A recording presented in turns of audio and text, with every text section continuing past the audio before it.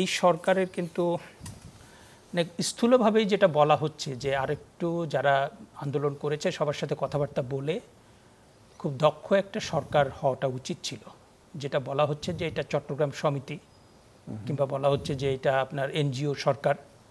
কারণ আপনার একটা সরকার চালাতে গেলে যেমন মেধা দরকার, অভিজ্ঞতা দরকার, প্রজ্ঞা দরকার, রাজনৈতিক রাষ্ট্র পরিচালনার একটা অভিজ্ঞতা দরকার। কারণ হয় কি যে আপনি যখন when you are holding any post in the state apparatus কিংবা আপনার রাষ্ট্রের আপনি মন্ত্রী উপদেষ্টা, আপনার কাছে ছাত্র আসবে, শ্রমিক আসবে, ব্যবসায়ী আসবে, তারপরে আপনার বিভিন্ন শ্রেণী পেশার লোক আসবে, হ্যাঁ, এবং আপনার সাথে জিও পলিটিক্সেরও এখন বড় তো আপনার হয় কি যে অনেক সময় একটার সাথে আরেকটা কিন্তু কনফ্লিক্ট অফ ইন্টারেস্ট হয়, হ্যাঁ, এবং অনেক কিছু আপনার তাৎক্ষণিক কিছু পদক্ষেপ নিতে হয়, অনেক কিছু আবার আপনার একটা আপনার সিরিজ অফ নেগোসিয়েশন করতে হয়, হ্যাঁ। তো এখন যেটা হয়েছে আমার কাছে যেটা মনে হচ্ছে যে এই সরকারের আপনার ওই রাষ্ট্র পরিচালনার অভিজ্ঞতাটা একদমই নেই, এবং আপনার প্রশাসন যে চালাতে হয়, কারণ আপনার একটা বিষয় হচ্ছে সচিব এবং পুলিশরা কিন্তু একটা ভয়ের মধ্যে আছেন, হ্যাঁ, কখন কার আমরা দেখেছি প্রথম 2 মাসে সকালে একটা পদায়ন করে দুপুরে বাতিল করা হচ্ছে, আবার দুপুরে দিয়ে রাতে বাতিল করা হচ্ছে। আপনি দেখেন যে পুলিশের ভেতরে আমরা গতকালই দেখলাম যে নতুন আইজিপি এবং ডিএমপি কমিশনার। এখন ধরেন এই সরকারের মেয়াদ কত, 6 মাস 1 বছর। এখন আপনি 3 মাসে একটা পুলিশের আইজিপি এবং ডিএমপি কমিশনার পরিবর্তন করলেন। নতুন যারা এসছেন তারা তো একটা ভয় থাকবেন যে তাদের কখন পরিবর্তন করে দেয়া হয়।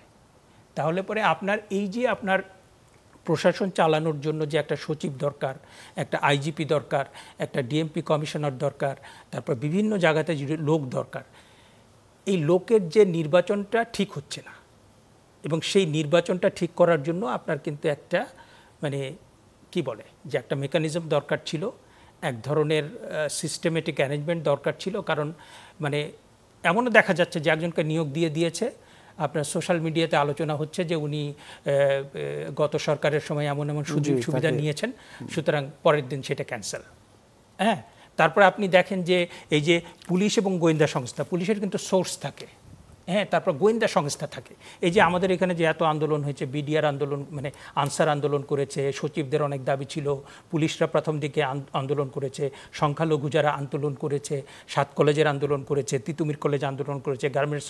এখন ধরেন যে এই যে আন্দোলনগুলো, যখন আন্দোলনটা হচ্ছে যে আপনি গার্মেন্টস শ্রমিক, আপনি বলা হচ্ছে যে সেখানে বেশ কিছু মালিক তারা পালিয়ে গিয়েছেন, এখন তাদের বেতন দেওয়া হচ্ছে না। তো এইটা তো আপনার 3 মাস ধরে 2 মাস ধরে চলার কথা না।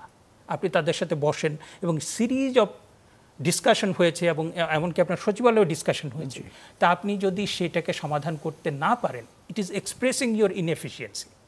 রাষ্ট্র পরিচালনা করতে গেলে আপনার শ্রমিক বিক্ষোভ হবে, ছাত্রদের বিক্ষোভ হবে, তারপরে রিক্সা চালকরা করছে, সংখ্যালঘুদের যেটা হচ্ছে সেটা তো খুবই মর্মান্তিক। কারণ আপনার সংখ্যালঘুদের ওইটা তো শুধু ঢাকা না, চট্টগ্রাম বিভিন্ন জায়গায় হয়েছে। সুতরাং এই যে আপনার নানা রকম যে বিক্ষোভ কিংবা আপনার উচিত হবে যে প্রথমেই যে কার ভিতরে কি বিক্ষোভ আছে সেটার জন্য তো পুলিশ, সেটার জন্য তো গোয়েন্দা সংস্থা, এবং আপনি কার কি বিক্ষোভ কিংবা কারো ভিতরে কোনো দাবি দেওয়া আছে কিনা সেটা আপনি প্রথমেই আলোচনা করে নেগোসিয়েশন করে সেটাকে আপনি সমাধান করে ফেলবেন।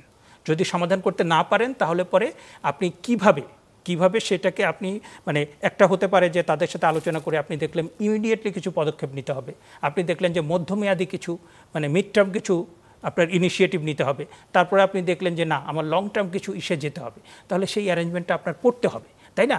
এবং আপনি ধরেন যে এই গত 100 দিনে যেভাবে আপনার এই মিরপুর কয়েকটা রাস্তা, যে শাহবাগ, মিরপুর, তারপরে এই যে মগবাজার, তারপরে এই যে আপনার মহাখালী শুরু হয়েছে সম্প্রতি, এই যে বিষয়গুলো হলো, এটা তো ওপেন সিক্রেট এখন। তাহলে আপনার এই যে পুলিশ প্রশাসন তারা কি করছেন, তাহলে পরে আপনার যারা সরকারে তারা কি করছেন? কারণ এটার প্রেক্ষিতে তো প্রতিদিনই ভোগান্তি হচ্ছে।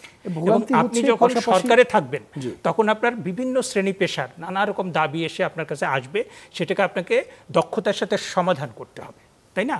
এবং সেই জন্যই একটা সরকার যে থাকে, আমরা যে হবস, লক, রুশো তাদের যে সোশ্যাল কন্ট্রাক্টের মধ্য দিয়ে যে সমাজ এবং রাষ্ট্র কেন করেছি, we have established this society and state for common good, এবং এইখানে স্থিতিশীলতা থাকবে, সকল শ্রেণী পেশার মানুষের যে দাবি দেওয়া সেটা পূরণ হবে। যদি সেটা না পূরণ হয় তাহলে কিভাবে পূরণ হবে, সেটার জন্যই তো সরকার। আমরা যে ভ্যাট দিচ্ছি, ট্যাক্স দিচ্ছি, সেটা কী জন্য দিচ্ছি?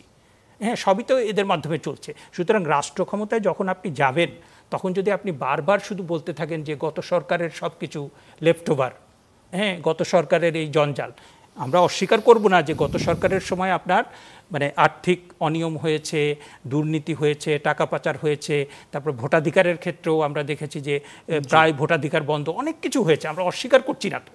কিন্তু আপনি এখন যে বিদ্যমান সমস্যা, প্রত্যেকটা সমস্যার সমাধান করতে গিয়ে যদি আপনি বলেন যে 15 বছরের জঞ্জাল এবং গত সরকারের সমস্ত কিছু, তাহলে হোয়াট আর ইউ ডুইং?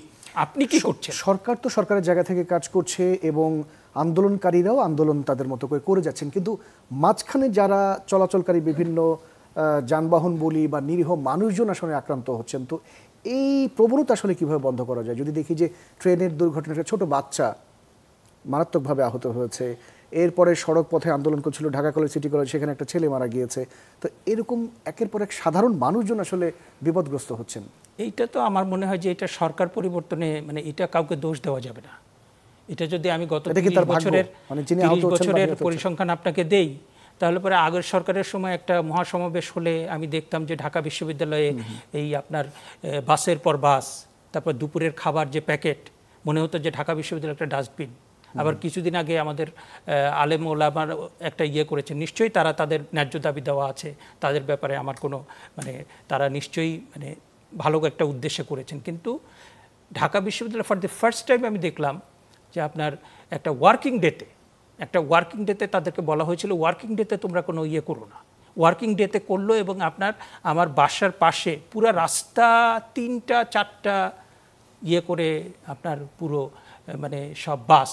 তো এই যে ইয়েটা, এটা কোনো দল না, মানে প্রত্যেকটা সরকারের সময় আমরা যে মিছিল সমাবেশ সব কিছু এইটার ক্ষেত্রে আমরা দেখি যে জনভোগান্তিটা হয়, এবং এই সরকার বলে না, সব সরকারের সময় এটা হয়।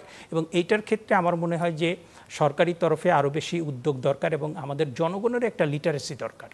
আমরা যারা আন্দোলন যারা করি তাদেরকে এটা মাথায় রাখা দরকার। আবার আর একটা বিষয় ঠিক যে আমাদের এখানে এমন একটা সংস্কৃতি হয়েছে, আপনি যদি জিম্মি করতে না পারেন আপনার দাবি দেওয়া আদায় হবে না।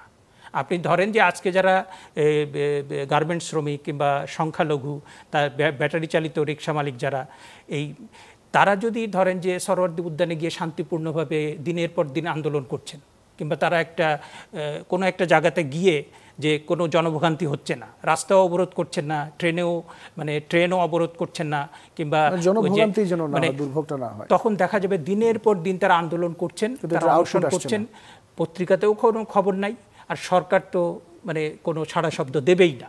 আপনি যতক্ষণ না পর্যন্ত জিম্মি করতে না পারবেন, আপনি সড়ক অবরোধ করে কিংবা আপনি ট্রেন অবরোধ করে, এইটাও আমাদের কিন্তু একটা বড় ব্যর্থতার জায়গা। এটা কিন্তু আমাদের সামষ্টিক ব্যর্থতা। এটা কিন্তু শুধুমাত্র জনগণ কিংবা সরকার সেটা না, সরকারের ভিতরে এটা ঢুকে গেছে, আবার যারা আন্দোলন করে তাদের ভিতরে ঢুকে গেছে যে আমি যদি রাস্তা অবরোধ করতে না পারি, আমি যদি জিম্মি করতে না পারি, তাহলে পরে আমার কথা কেউ শুনবে না।